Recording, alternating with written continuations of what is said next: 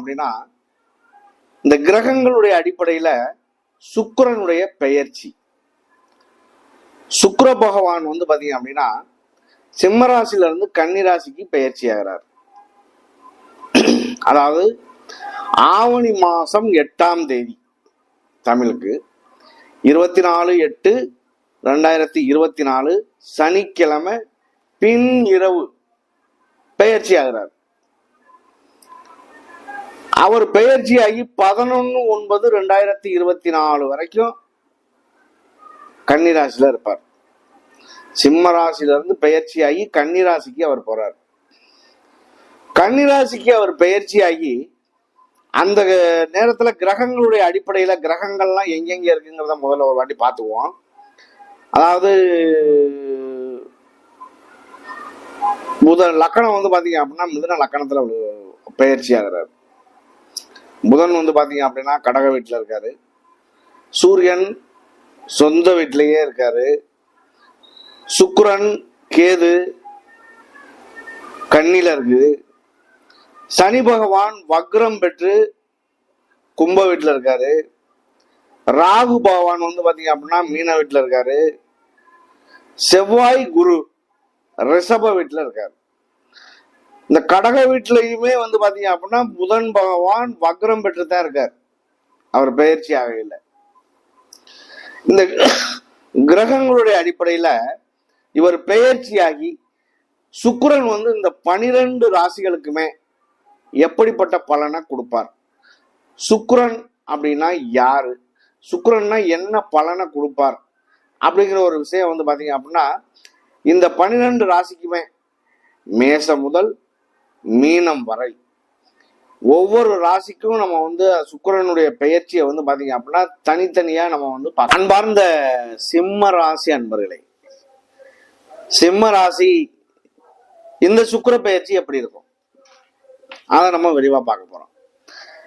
சிம்ம ராசியில வந்து இன்னைக்கு சூரிய பகவான் வந்து பாத்தீங்க அப்படின்னா இந்த மாதத்துல இந்த சுக்கிர பெயர்ச்சியில ஆட்சி பலம் பெற்று இருக்காரு. சூரியன் ஆட்சி பலம் பெற்று இருக்கிறது வந்து பாத்தீங்க அப்படின்னா ரொம்ப பெரிய விஷயம்.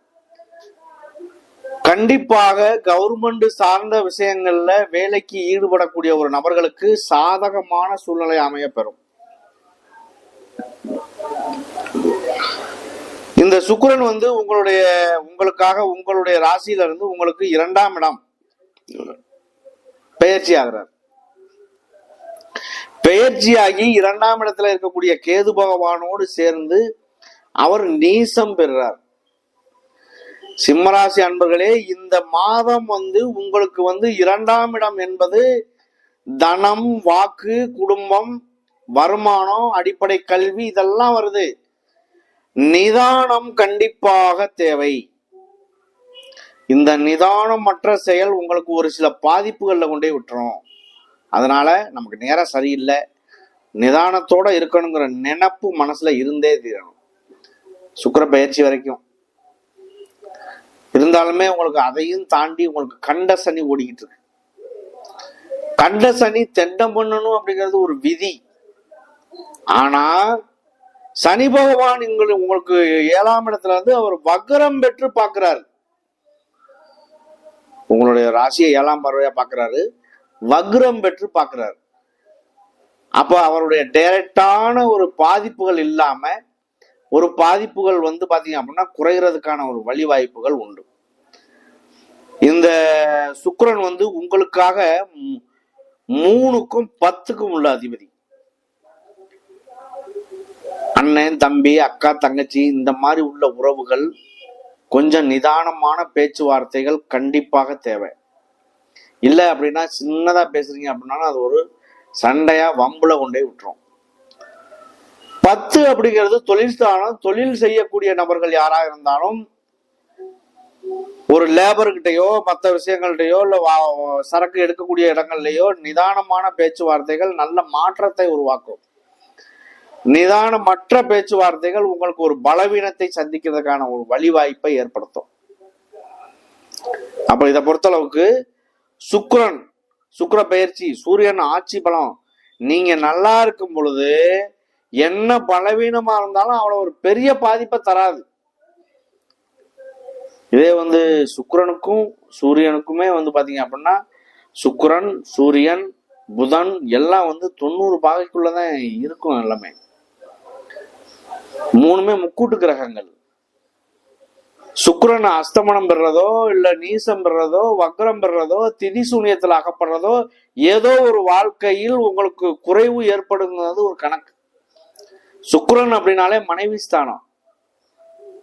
சுக்கிரன் அப்படின்னா வாழ்க்கைக்கு ரொம்ப முக்கியமான ஒரு கிரகம். பிறப்பு முதல் இறப்பு வரை சுக்கிரனுடைய பங்களிப்பு அதிகம். அதாவது உலகத்துல உள்ள ஒரு இன்பங்கள் எல்லாமே வந்து பாத்தீங்க அப்படின்னா சுக்கிரன் தான் காரகர்.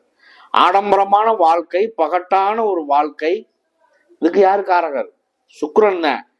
இதுலயுமே வந்து பாத்தீங்க அப்படின்னா காம உணர்வுகள், ஒருவருக்கு காம உணர்வுகள் என்பது வந்து சுக்கிரனுடையதான். ரசனை, அழகு, அழகிய பொருட்கள் இதெல்லாம் அவருடைய காரகம் தான். எல்லா கிரகத்துக்குமே ஒவ்வொரு காரகம் உண்டு. சுக்கிரனுக்கு மட்டும் நம்ம பேசுறதுனால சுக்கிரனை பத்தி மட்டும் சொல்றோம். மற்ற கிரகங்களை பத்தி பேசினா எல்லா காரகம் என்ன அப்படிங்கிறதையும் நம்ம சொல்லலாம். இதுல வந்து பாத்தீங்க அப்படின்னா ஆடம்பரமான வாழ்க்கை, அலங்காரம், வாசனை திரவியங்கள், சங்கீதம், பொழுதுபோக்கு, இது எல்லாமே. அதாவது சங்கீதம், ஆடம்பரமான வாழ்க்கை, இப்ப இது எல்லாத்துக்கும் காரகர் யாரு? ஆடை, ஆபரணம், இது எல்லாமே வந்து பாத்தீங்க அப்படின்னா ஒரு சினிமா துறையா இருக்கட்டும், கலைத்துறைகள் எதா இருந்தாலுமே, கலைத்துறைகள் எல்லாமே வந்து பாத்தீங்க அப்படின்னா சுக்கிரன் ஒருவருக்கு சாதகமாக அமைய பெற்றால் டக்குன்னு அவர் முன்னேறி போயிடுவார். அந்த நிலை அவருக்கு வந்து கண்டிப்பாக உயரும். ஒருவர் பிறப்பு முதல் இறப்பு வரை சுக்கிரன் ஒருவருக்கு சாதகமாக அமைய பெற்றால் அவர் வந்து பிறந்த நேரத்துல இருந்து அவருடைய அந்திம காலம் இறப்பு வரை செல்வ செழிப்போடு வாழ்வார். அந்த செல்வ செழிப்பு என்பது சுக்கிரனுடைய காரகமும் உண்டு. மற்ற கிரகங்களுடைய காரகம் நல்ல வேணும். மொத்தத்துல லக்னாதிபதியோ ராசி அதிபதியோ நல்லா இருந்தால் எத்தனை கெட்ட கிரகங்கள் பார்த்தாலும் அவரை ஒண்ணும் பண்ணாது. இதே லக்னாதிபதியோ ராசி அதிபதியோ கெட்டு போயிடுச்சுன்னு வச்சுக்கோங்க, எத்தனை நல்ல கிரகங்கள் அவரை பார்த்தாலும் ஒரு பலன் இல்லை.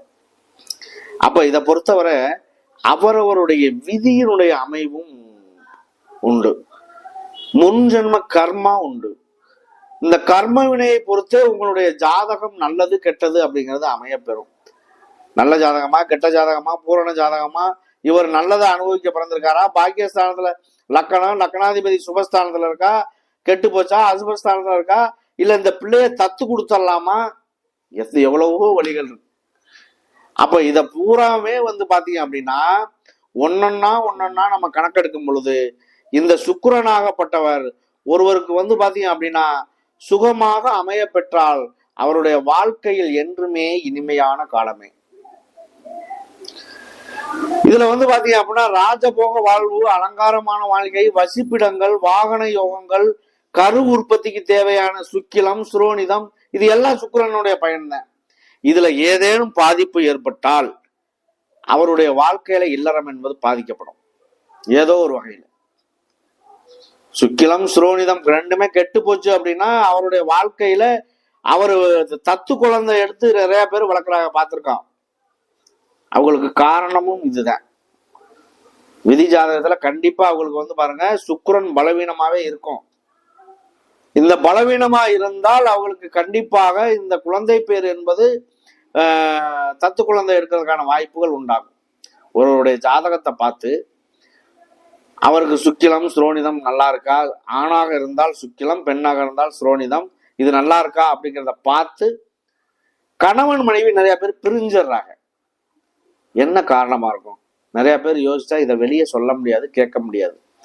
அப்ப இந்த கணவன் மனைவி பிரச்சனை சரியாகணும் அப்படின்னா அதுக்கு என்ன பரிகாரம், அதுக்கு கரெக்டான பரிகாரத்தை செஞ்சு அதுல ஓரளவுக்கு சால்வ் படுத்தலாம். வழிகள் இருக்கு. இருந்தாலும் இந்த விஷயத்தை பொறுத்தளவுக்கு வந்து பாத்தீங்க அப்படின்னா ஒரு இதெல்லாம் வந்து சாதகமா அவர் இருந்தா அந்த மாதிரி சூழ்நிலை, நீர் நிலை சுரப்பிகள் ஒருத்தருக்கு பாதகமா இருக்கு அப்படின்னா, வியாதி வருது அப்படின்னா அவருக்கு வந்து பாத்தீங்க அப்படின்னா நீரிழிவு நோய், பால்வினை நோய், இந்த மாதிரி ஒரு விஷயங்கள்லாம் நிறைய இருக்குன்னா இதெல்லாமே வந்து பாத்தீங்க அப்படின்னா சுக்கிரனுடைய காரகம் தான். அப்ப சுக்கிரனாகப்பட்டவர் வந்து பாத்தீங்கன்னா ஒருவருக்கு ஒரு ஆண் ஜாதகத்தில் சுக்கிரன் எந்த நிலையில் அமைவை பொறுத்தே மனைவியின் சுபாவத்தை தெரிந்து கொள்ள முடியும், நல்லவங்களா கெட்டவங்களான்னு. அதே மாதிரி ஆணுக்கும் பெண்ணுக்கும் வந்து பாத்தீங்க அப்படின்னா எப்படிப்பட்ட ஆண் வருவார் அப்படிங்கிறதையும் சுபாவத்தை தெரிஞ்சுக்கவும் முடியும் ரெண்டு பேருக்குமே.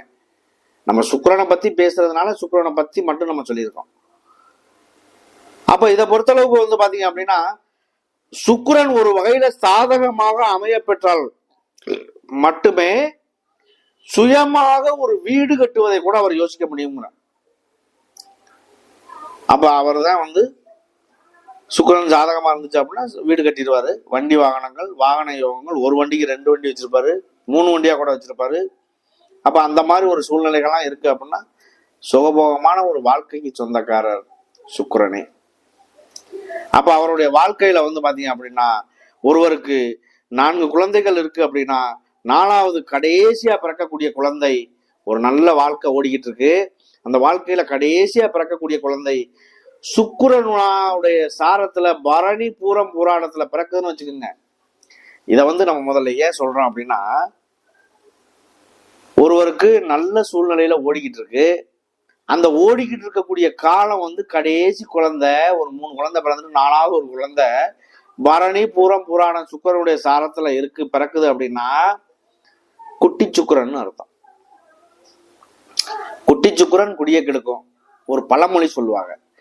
ஆனா சுக்கிரன் அவருக்கு வந்து சாதகமா இருக்கா பாதகமா இருக்கான்னு பார்க்காம சொல்லிடக்கூடாது. பாக்கியஸ்தானத்திலேயோ 1-9 சுபஸ்தானத்திலேயோ பிறக்கக்கூடிய குழந்தை குட்டி சுக்கிரனா இருந்தாலும் இருக்கு அப்படின்னா அவர் ஒரு வகையில நல்லதைத்தான் அவர் இது பண்ணுவார். சுக்கிரனுடைய சாரத்துல பிறந்தவங்க பாருங்க, கையில 10 பைசாவோட காசு இல்லாம எங்கேயும் போக மாட்டாங்க. அவருடைய வாழ்க்கையில எப்பவுமே வந்து பாத்தீங்க அப்படின்னா பாக்கெட்ல காசு இருந்துகிட்டே இருக்கும், அப்படிப்பட்ட அமைப்பு இருக்கும். அப்ப இவங்களை பொறுத்தளவுக்கு எப்படி இருக்கும், வாழ்க்கையில சுகபோகம் என்பது சுக்கிரனுடைய காரகம். சரி, இந்த சிம்மராசியை பொறுத்தவரை மகம் பூரம் உத்திரம், மக நட்சத்திரம் வந்து கேதுவுடைய நட்சத்திரம். கேது பகவான் உங்களுக்கு 2ஆம் இடமான வாக்குஸ்தானத்துல இருக்காரு. அடுத்து உங்களுடைய ராசிக்கே அவர் பெயர்ச்சியாக போறாரு. கொஞ்சம் கவனமும் நிதானமும் கண்டிப்பாக தேவை. கேதுவுடைய நட்சத்திரக்காரர்கள் விநாயக பெருமானின் வழிபாடு செய்வது மிக மிக சிறந்தது. மிகவும் இந்த 7.5 சனி காலங்கள்ல அவங்க வந்து விநாயகர் வழிபாடு செய்வது, ரொம்ப ரொம்ப ஆஞ்சநேயர் வழிபாடு செய்வதும் நல்ல மாற்றத்தை தரும் என்பது ஒரு விதி. அடுத்து பூர நட்சத்திரம். பூர நட்சத்திரம் என்பது சுக்கிரனுடைய நட்சத்திரம். இந்த சுக்கிரனுடைய நட்சத்திரம் 4 பாதங்கள் அதுல வருது. உங்களுடைய ராசியிலே இருந்து 2ஆம் இடத்துக்கு பயிற்சி ஆயிட்டாரு. இன்னைக்கு 2ஆம் இடம் பாதிப்புக்கு உள்ளாகுது, வாக்குஸ்தானம் பாதிக்குது. குழந்தைகளா இருந்தா படிப்பு விஷயங்கள்ல கொஞ்சம் மந்தமாகும், அதெல்லாம் கொஞ்சம் கவனிச்சு வெளியூர் வெளிநாடு இந்த மாதிரி விஷயங்கள் கொஞ்சம் பாதிப்பு உள்ளாகும், கொஞ்சம் கவனம் தேவை. இந்த சுக்கிரன் ஓரளவுக்கு சாதகம் அமையப்பட்டு 2ஆம் இடத்தை வந்து பாத்தீங்க அப்படின்னா குருவும் பார்க்கிறாரு. குரு பார்த்தால் கோடி நன்மை. அப்ப குருவாகப்பட்டவர் உங்களுடைய 2ஆம் இடம், 4ஆம் இடம், 6ஆம் இடம். 4ஆம் இடம் பார்க்கறதுனால வீடு வாச கண்டிப்பாக கட்டுறதுக்கான வாய்ப்பு உண்டாகும். முகூர்த்தம் பண்றதா இருந்தால் தாராளமா பண்ணலாம். வாஸ்து பண்ணும் பொழுது வந்து பாத்தீங்க அப்படின்னா வாஸ்து பார்த்து நீங்க பண்றீங்க அப்படின்னா அது எந்த வகையிலையும் வீடு குறை நிக்கவே நிக்காது, ஓடி அடைஞ்சிரும். அதையும் தாண்டி 6ஆம் இடத்துல வந்து 6ஆம் இடத்தை பார்ப்பதினால் தொழில் சார்ந்த விஷயங்கள், வேலைக்கு போறதோட சம்பந்த விஷயங்கள், லோன் வாங்குவதான சம்பந்தங்கள், வண்டி வாகனங்கள், ஏதோ ஒரு வகையில கடன் பெற்று ஒரு நல்லதை செய்றீங்க அப்படின்னா அது சுமூகமாக மாறுறதுக்கான ஒரு வாய்ப்புகள் உண்டாகும். சரி, அடுத்து உத்திர நட்சத்திரம். உத்திரம் என்பது சூரியனுடைய சுய நட்சத்திரமே. சூரியன் வந்து உங்களுடைய ராசியிலே இருக்காரு, ஒரு பாதம் மட்டும் அதுல வரும். சூரியன் வந்து பாத்தீங்க அப்படின்னா எப்பவுமே ஒரு கண்டிப்புக்கு தகுந்தவர். சூரியன்னா அப்பா, ஒரு கண்டிச்சு தன்னுடைய கண்ட்ரோலுக்குள்ள எல்லாத்தையுமே கொண்டு போகக்கூடிய ஒரு அப்பா இந்த சூரியன் ஆகப்பட்டவர். சூரியனுடைய காரகம் அதுதான். அப்ப அவராகப்பட்டவர் இந்த உத்திர நட்சத்திரம் தனக்குள்ள வந்து ஒரு குடும்பமா இருந்தாலும் சரி, தன்னுடன் வேலை பார்க்கக்கூடியவராக இருந்தாலும் சரி, வெளியில போக வேண்டியவர்களாக இருந்தாலும் சரி, எதையா இருந்தாலும் தனக்குள் அடக்கி தன் சுய கட்டுப்பாட்டுக்குள்ள வச்சுக்கக்கூடிய ஒரு நபர்கள் இந்த சூரியனுடைய நட்சத்திரக்காரர்களுமே. இந்த 3 நட்சத்திரமும் இந்த சுக்கிர பயிற்சியானது குருவினுடைய பார்வை பெற்று முழுமையாக நல்லா இருக்கு. பயப்பட வேண்டிய அவசியம் இல்லை. சிம்மராசிக்கு கண்டசனி ஓடிட்டு இருந்தாலும் மற்ற விஷயங்கள் கொஞ்சம் கவனங்கள் தேவை. பண சம்பந்தமான விஷயங்கள் கொஞ்சம் வெளியில கொடுத்து வாங்குறது, கொஞ்சம் அதிகமா கொடுத்து வாங்காம கொஞ்சம் கவனமா கொடுத்து வாங்குறது ரொம்ப ரொம்ப நல்லது. கரெக்டான ப்ரூஃப்கள் இதெல்லாம் கொஞ்சம் வாங்கிட்டு கொடுக்குறது உங்களுக்கு ஒரு நல்ல மாற்றத்தை தரும். இல்லை அப்படின்னா ஒரு சில பிரச்சனைகளுக்குள்ள சந்திக்க வேண்டிய சூழ்நிலைகள் வரும். எதுவாக இருந்தாலும் கவனமாக செயல்படுங்க. நன்றி, வணக்கம்.